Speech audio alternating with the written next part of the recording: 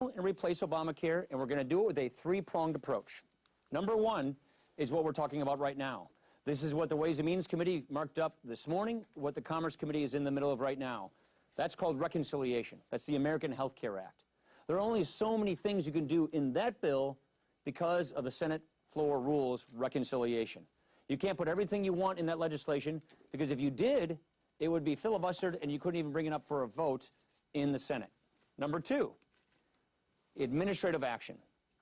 This law, Obamacare, has 1,442 sections or instances that gives the Secretary of HHS enormous amounts of discretion to administer health care. Meaning, I don't think Barack Obama, Nancy Pelosi, and Harry Reid, when they crammed this bill through, ever thought Donald Trump would be president and Tom Price would be the Secretary of HHS. So, number two, in our three-pronged approach, administrative action where the Health and Human Services Secretary deregulates the marketplace and allows more choice and more competition to come into the marketplace. Number three, and this is where I think there's a lot of confusion all over the map, additional legislation that we feel is important and necessary to give us a truly competitive healthcare marketplace. So think of things like interstate shopping. That's a reform that we've long believed in, that we think is really important to get regulatory competition, to give people even more choices. Association health plans. Let a farmer buy her insurance through the National Farm Bureau plan, or a restaurateur buy his insurance for he and his employees through the National Restaurant Association plan on a nationwide basis. Let small businesses buy their insurance through the NFIB plan nationwide. We would love for that to be in this reconciliation bill, but the rules in the Senate don't allow that to happen. So we're going to move those bills independently. We're going to move those bills at the same time through our process and bring those to the vote. Unfortunately, they'll have to hit what we call the 60-vote threshold. So we have a three-pronged approach to repealing and replacing Obamacare. Let's get into why this needs to happen and why it needs to happen now. Options are disappearing fast. This law is in the middle of a collapse, and people are quickly losing their choices. In 2016, the amount of counties in America that had three or more insurers, three or more carriers to choose from, was about 2,000. In 2017, that number has plummeted. Insurers are leaving the marketplace, choice and competition is going away, and people are having less choices. How many insurers, how many counties in America that had just one insurer? A little over 200 just last year. So in America, about 200 counties had only one plan to choose from, one insurer. This year, in 2017, that number has skyrocketed to over 1,000 counties. Over 1 in 3 counties in America, you got one plan to choose from. These insurers probably never intended on being monopolists, but they are in these counties. There is no choice, no competition, one plan to choose from. It's a 454% increase in American counties of people who are stuck with one option. Now that Humana has said that they're going to pull out of the marketplace next year, there are going to be counties that will have 0 options. So here is what is happening under a law that is collapsing. Premiums are going up, and going up at a very, very fast clip. Options and choices are going down. So what we're seeing in America is people who have to go buy their own health insurance are getting far, far fewer choices, down to the point where they have one in 1 out of 3 counties in America, and the price they pay for that coverage is going up and up and up. Take a look at what's going on around the country. This just shows you a map of the premium increases just this year alone. Minnesota, 59% increase in their health insurance premiums. Pennsylvania, 53% increase in their health insurance premiums. Tennessee, 63% increase in their health insurance premiums this year alone, over 1 year. Alabama, 58%. Oklahoma, 69% increase in their health insurance premiums. Nebraska, 51% increase in their health insurance premiums. Arizona clocked in at a 116% increase in their health insurance premiums with Obamacare. Here's what's happening. Quote, Obamacare is in a death spiral. It is not getting any better, it's getting worse. That's the CEO of one of America's leading health insurance companies, Aetna, said this just a couple weeks ago. What is a death spiral? It's a weird term. It's kind of gruesome if you ask me. A death spiral is a system where in an insurance pool, only sicker people who absolutely have to have the insurance buy it, and healthier people who want the insurance won't pay those really high prices because it's too expensive, and they don't absolutely have to have it because they're healthy. So in any kind of a pool, typically you have a healthy person paying premiums to subsidize that sick person. But the way they just set up Obamacare, it's not working that way. So only the people who must have health insurance, the older and sicker person's buying it, it's cranking up the cost of the insurance so fast that the premiums are just spiraling out of control, and the insurers are losing so much money that they're just pulling out of the marketplace. That's called the death spiral. It is literally an actuarial or mathematical collapse of the insurance markets. That's what America is facing today. If we simply did nothing, just washed our hands of it, if we in the majority party said, you know what, the Democrats gave us Obamacare, let them live with it, the collateral damage in this country would be awful. More and more people would see even higher premium increases in 2018. More and more people would just see zero choices. We can't do that. The goal of healthcare reform has always been one we all share. The goal of healthcare reform is people get access to affordable coverage. Our goal is use choice and competition, not government coercion and mandates. So here is what we propose. Here is the American Health Care Act, the bill that is moving through the committee process through regular order today, the bill that's going to take 3 weeks just to move through the House because we are following regular order. Lower costs, more choices, not less, patients in control, universal access to care. These are the 4 driving principles that we are focused on: lowering the costs, giving people more choices, having patients in control, and universal access to care. Let me walk you through how exactly we propose to do this. These are long-standing conservative principles that those of us who've been working in healthcare for about 20 years have been fighting for, dreaming about, working toward. Now we have an opportunity to do that. How do we do this? First of all, you've got to repeal this law. You've got to repeal the taxes in Obamacare. It's $1 trillion in taxes on Obamacare that make it harder to make medical devices, that make it harder to lower costs in health insurance, that drive up the cost of health care. The spending in Obamacare is getting out of control. It's a debt explosion. But more importantly, the way the system works is it's driving up the costs. And the mandates. The mandates are arrogant and paternalistic. It is the government at the federal level telling people, this is what you have to buy. It's going to be really expensive. You must do it. If you don't like it, tough. That's what the government is saying to Americans today. So we get rid of the taxes, we get rid of the spending, we get rid of the mandates. The key thing that a lot of people want to know, when I do my listening sessions, when I talk to people with various disease advocacy groups, is they just want to know that when we pass this, the next day they're not going to lose their health insurance. That's not going to happen. We pass this law, and the day after, Americans who have insurance aren't going to lose it the day after. We need to have a stable transition to conservative health care reform, and that's what we're doing so that we do not pull the rug out from anybody who is enjoying some kind of coverage they have today. So we want to have a stable transition.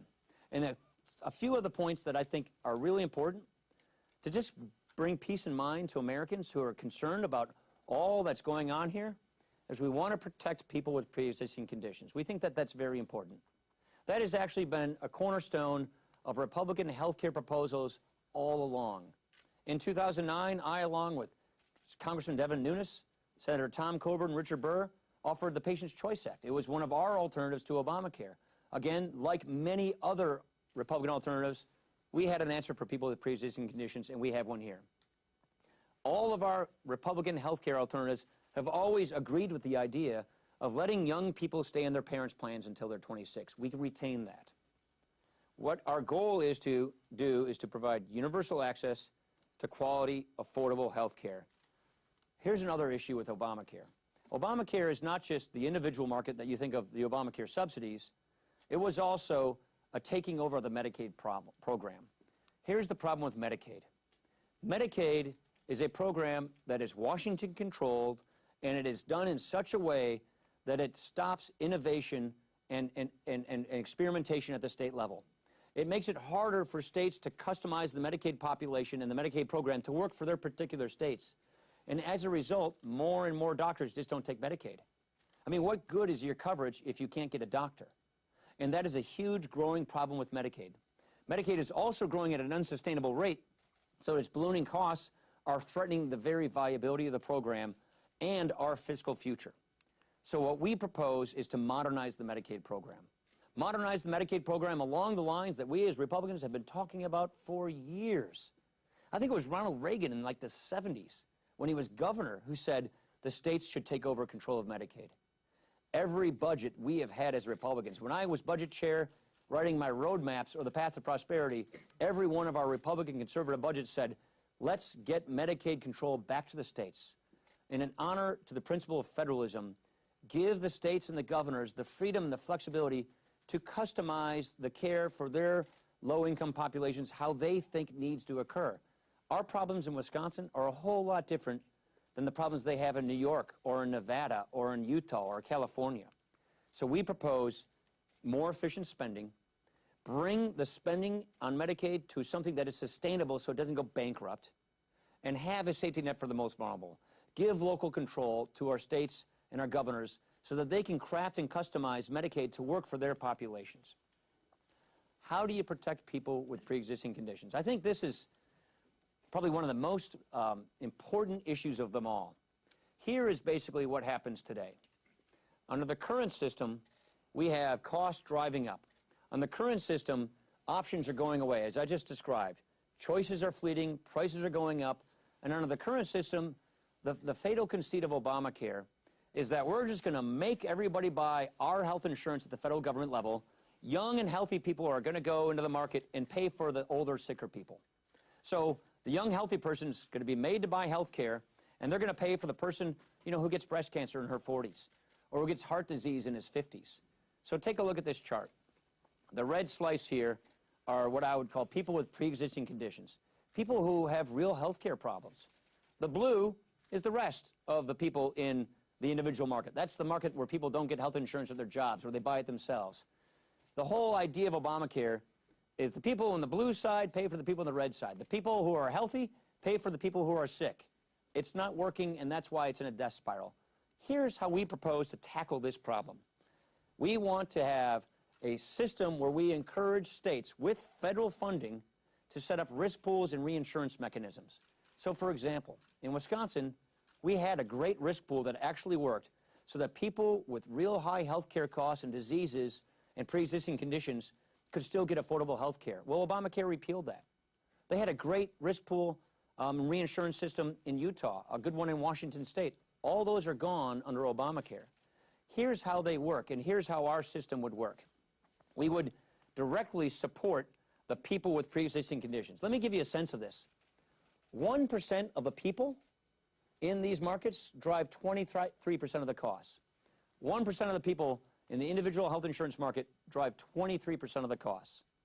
So a reassurance program is to cover more than just the 1%, to cover the people who have high health care costs. So by having state innovation funds to go to the states to set up these reinsurance programs, we would directly subsidize the people who have pre-existing conditions. Direct support for the people with pre-existing conditions so that everybody else has cheaper health insurance. What you do when you do this is the individual market, the people who don't have pre-existing conditions, they have much more stable prices. Let me give you an example. Take a small business that has 40 employees. Let's say that 4 people in that business get cancer. Well, under that business has to pay for all those cancer patients, all those cancer treatments. So the other 36 people in that 40-person pool get hit with much, much higher premiums to pay for the 4 that got cancer. That's how insurance works today. And that is one of the reasons why this thing is going bankrupt. Here's our solution. Let's make sure we just cover the people who have pre-existing conditions. Make sure that reinsurance or risk pools kick in for those 4 people in that small business that get cancer, subsidize that coverage, and what you do by doing that is you dramatically lower and stabilize the price of insurance for everybody else. So those other 36 people in that small business have predictable prices, lower prices. That brings you more choice, more competition, and lower prices for the vast, vast majority of Americans who are not in the pre-existing condition category. So directly subsidize them through state-based risk and reinsurance pool programs that we would finance with support from the federal government to attack this problem and let health insurance stabilize, go down in price. Here's another thing that we think is extremely important. One of the problems we have is we don't really have a consumer dynamic in healthcare. People don't always care what things cost or how good care is going to be because they don't get that information. We actually immunize or block the ability for people to actually see what things cost in healthcare or to act like a consumer. Let me give you an example. Jana and I have 3 kids. They're 33 months apart. We call them Irish triplets. Our 3 kids had 3 tonsillectomies over the course of 3 years in Janesville, Wisconsin, from the same ENT at the same hospital. At each one of these times, I tried to find out, what's this tonsillectomy going to cost? Never could I get that answer to that question. I only found out what it costs months after those procedures when I got various bills from the ENT, the ear, nose, and throat doctor, from the anesthesiologist, from the hospital. And the variation of price between those 3 procedures from the same doctor in the same hospital within 3 years was huge. One of them, the recovery bill, the recovery for my son, he sat in a lazy boy, ate Jell-O, watched SpongeBob for 2 hours. That was $1,400. I mean, this stuff is crazy. We don't shop like this for anything else we buy in our life. Why should we shop like this for health care? And so what health savings accounts achieves, this is a law that I helped write in 2003, something that we as conservatives have been fighting for the whole time, is we want to increase health savings accounts, which is what we do in this bill, so we have more competition and lower costs. Here's the point I'm trying to make. In 2000, I got LASIK surgery. The reason I can see you all so well is because in 2000, I got this LASIK surgery, which was elective. Insurance didn't cover it. And so I knew exactly what the procedure was going to cost up front. And since then, this excimer laser that does this procedure has been revolutionized 3 times, and the price is lower. So in this area of healthcare, quality went up and costs went down because I cared as a consumer what it was. So it's not that that dynamic cannot happen in healthcare, it's that it isn't happening throughout most of healthcare. And what health savings accounts does is it helps hardworking taxpayers get access to affordable solutions to help them pay for their out-of-pocket costs, but it's also their skin in the game, their money. If they save money by saying to a hospital or a doctor or a healthcare provider, what is this going to cost me? Where's the best value for my money? If we can bring that consumer pressure to bear in healthcare, we can dramatically enlist the support of millions of Americans to help us fix this healthcare problem. And that's one of the critical things we're trying to achieve here. Instead of using OPM, other people's money, to pay for healthcare that you don't care what things cost, we want to harness the power of the marketplace, the power of the consumer, of the patient and the doctor, to demand better services, to demand better quality. We want transparency on price, on quality, and an economic incentive to act on that thing so that we can bring consumers to the bear. This is what we say, this is what we mean when we say we want a patient healthcare system. Okay, here is a really important part of our American Health Care Act, refundable tax credits. I want to explain exactly what we mean when we say this. Under the current ObamaCare system, we have a Washington-controlled system with skyrocketing premiums and dwindling choices. It's a death spiral, it's collapsing, government makes you buy what you want to buy, and it's an open-ended subsidy for a lot of Americans. Our solution is a portable monthly tax credit. This is why we believe this is the right way to go. We want a market-based system which will give us lower costs, more competition, and more choices. There's a real problem in the tax code today in that the tax code discriminates against people who don't get health care from their job. If you're working and you're not on Medicaid, and you have a job that's paying you 10, 12, 15 bucks an hour, and that job does not give you health insurance, there's nothing that the tax code does to help you buy health insurance. If you do have health care from your job, you have an open-ended tax benefit. So what we're saying is that's really kind of not fair to the man or woman who's working at a job that doesn't get health insurance offered to them. Let's equalize the tax treatment of health care and give people the same kind of tax benefit to go buy health insurance if they don't get it from their job. And giving a person a monthly portable tax credit gives them the ability up front to go buy health insurance of their choosing. And here's the key. You buy what you want to buy. If you don't want to use your tax credit to go buy health insurance, you don't have to. If you don't want to buy this plan, you want to buy that plan, go for it. It's your choice. It's freedom. It's called free market health care. The states get to set up their own health insurance systems. The states get to set up their own regulations so that you can buy whatever you want to buy where you live. That is called patient's choice. That is called a patient-centered system. And that is one of the biggest tools we believe can be used to replace Obamacare. This is part of replacing Obamacare with a system that works to give everybody universal access to affordable coverage. Now, here is where we stand. The current system is riddled with endless regulations that are driving up costs and limiting choices for consumers, and you see how the collapse is occurring. Our solution, greater consumer options. The patient is the nucleus of the healthcare system. We don't want insurance companies becoming monopolies looking for favoritism in a cronyistic way at Washington. We want health insurers, hospitals, doctors, all providers of healthcare benefits competing against each other for our business as consumers. That is how the great American free enterprise system works in all other aspects of our lives and our economy. That's what should work in this system as well. So the result, you choose the plan that meets your needs.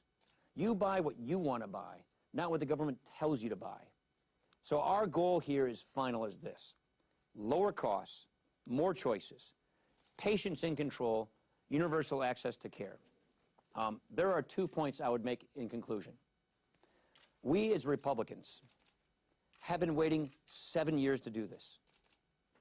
We as Republicans who fought the creation of this law and accurately predicted that it would not work, ran for office in 2010, in 2012, in 2014, and in 2016 on a promise that we would, if given the ability, we would repeal and replace this law.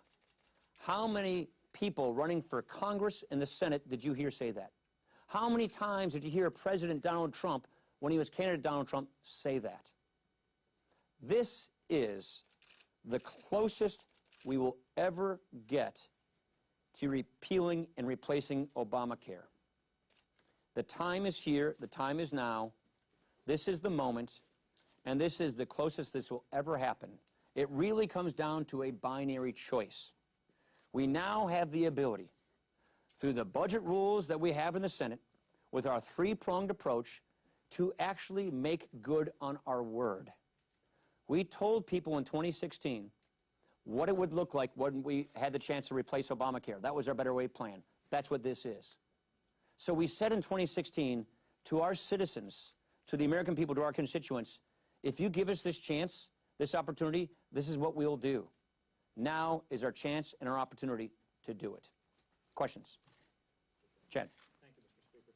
You say this is a binary choice. A two-part question here. Why would somebody not believe this is take it or leave it when you hear from members of the Freedom Caucus and conservatives say take your bill or change it? And number two, when the Democrats approved cap and trade in the summer of 2009, there was much criticism of a manager's amendment, which was put in at the end to make that bill ripe for passage on the floor. When we hear these criticisms from Republicans, why would we expect something like that not to emerge in this case to make that bill okay to pass and get their votes? So I would answer it in this way. What people are talking about, and there's a lot of frustration, a lot of confusion, frankly, out there among conservative groups and even among members, is reconciliation has certain limits. So there are folks who would love to see us put in this reconciliation bill all these other ideas. One conservative group is saying, by golly, you better put shopping across state lines in this bill or else we're not going to support it. Guess what, Chad? If we did that, we wouldn't be able to pass this bill. It would be filibustered in the Senate. It wouldn't even come up for a vote. So the last thing we want to do is prevent our ability to actually get law made. So it really is a conversation about the third prong approach. The other bills we're going to pass outside of reconciliation, which in the House we're a majority body, we can pass, that go to the Senate. So much of the conversations are about moving this other agenda on the same track around the same time to get these things done. The last point is, as you know the process, but a lot of people don't, we're going through 4 different committees. That's how legislation works through regular order. We just did the Ways and Means Committee last night. We're in the middle of the Commerce Committee.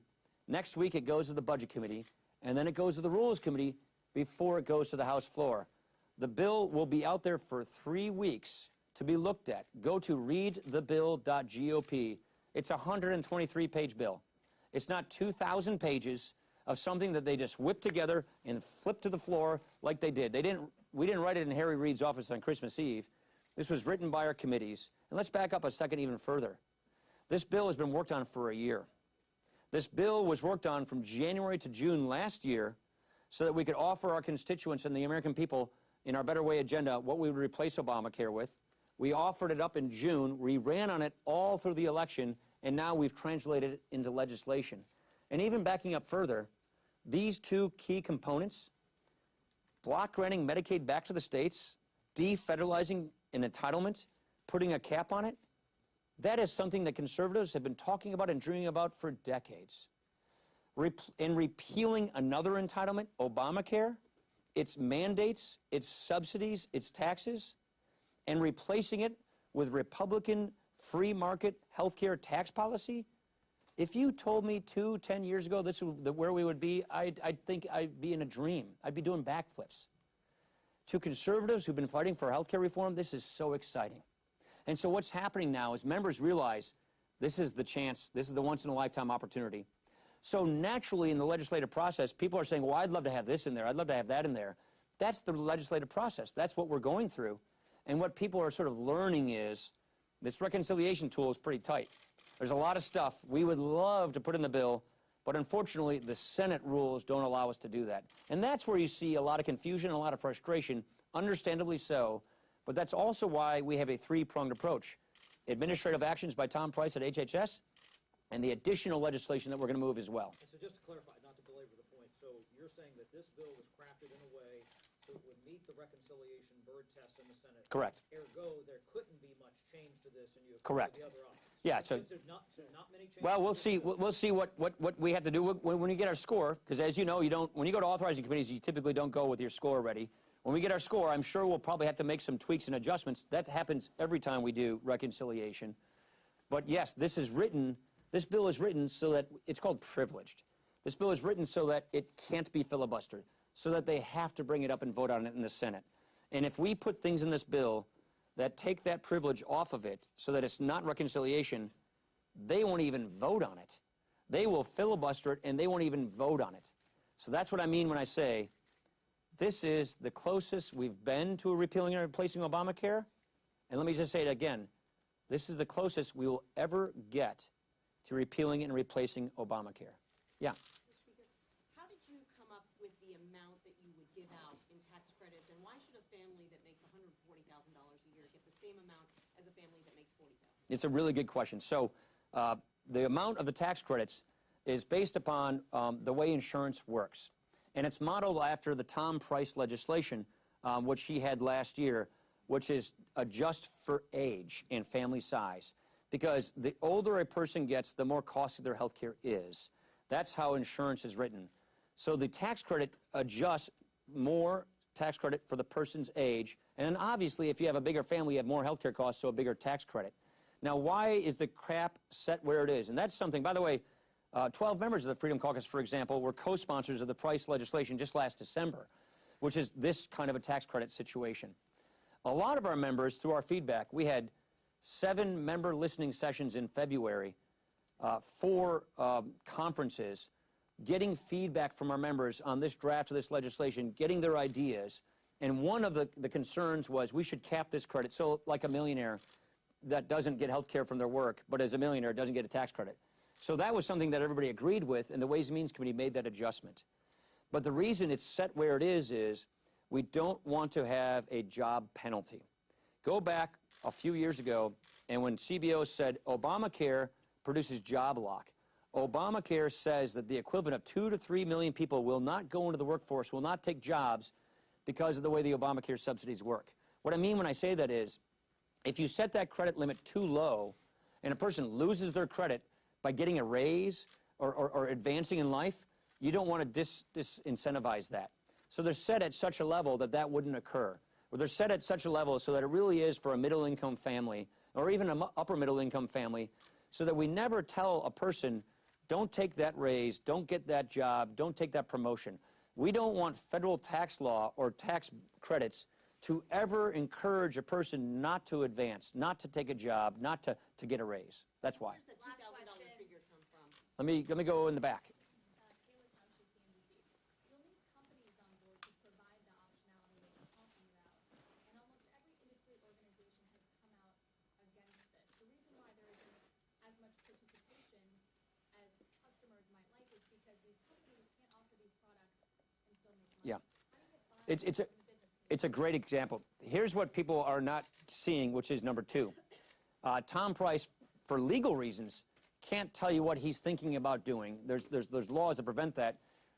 We can do so much deregulation through the executive branch by the Secretary of Health and Human Services. He actually just put one regulation out the other day, which will go a long ways toward lowering the cost of health insurance. So they haven't even seen yet what our Secretary at HHS can do in number two, in phase two here, where they actually can dramatically lower the price of health insurance. So those companies haven't seen that yet. So there are no concessions. So let me just finish. Don't interrupt if you don't mind. Here's the other point. We have basically a few options in front of us. Number one, do nothing, let the system collapse. What the insurers are telling us is, if you thought a 25% average premium increase was rough in 2017, it's going to be a whole lot more than that in 2018, and more insurers are going to pull out. So the insurers are telling us, if we don't know what's going on come late spring, we're going to have massive premium increases and pullouts, and you'll collapse the individual market. What they also tell us, though, is if you only repeal the law, just gut and repeal the law, as some folks are suggesting, then you'll have triple-digit premium increases, and you'll collapse the individual market. You got to remember, if we just repeal Obamacare, it's not like life in the world goes back to life before Obamacare. Obamacare did so much damage to the U.S. health insurance system that it's not as if you can just go back to the day before. So that's why we are offering a better way. That's why we're offering the American Health Care Act. That's why we're offering a system that brings choice and competition back into the marketplace, gives people to the use of risk pools, health savings accounts, and tax credits the ability to go find affordable coverage, and that brings insurers back into the marketplace. The insurers are telling us that will bring insurers back into the marketplace. If they can actually offer the plans that people want to buy, not the plans that people are making them buy, they'll have more plans being offered. There'll be more choice and more competition. That is what brings down costs. And in conjunction with all the administrative things that Tom Price can do, those efforts together can help dramatically save our system and give us low-cost health insurance, better quality health insurance, and access to affordable health insurance. Don't forget how all this works together. Subsidize the sick and the pre-existing condition through risk pools and reinsurance. Health savings accounts to bring the consumer in the marketplace, to put pressure on providers to compete for our business based on cost and quality. And then give families who have jobs but don't have the kind of jobs that gives them health insurance benefits the same kind of tax benefit everybody else gets. So they too, at the beginning of the year, at the beginning of the month, can go buy a plan that best meets their needs. That is how you fix and save this system from the crash that it is occurring. And we're very, very confident that will work that way. Thank you for indulging me. Thank you for putting up with my town hall presentation. I just think it's really important to try and iron out all the differences, to show that there's folks who say, gosh, you should have this and that in this bill. Reconciliation doesn't let you do it. We're doing it here. People who say, well, these regulations are so expensive and so costly. Tom Price at HHS can fix those things. We can fix this problem. We promised the American people we would fix this problem. And the way to fix this problem is to repeal Obamacare and replace it with a patient-centered, market-based system. This is something that we as conservatives have been dreaming about for decades. This is the chance, and the best and only chance we're going to get. And that's why I'm really excited. Thank you very much. Appreciate it. Would you be willing to sit down off camera with some healthcare journalists and discuss this?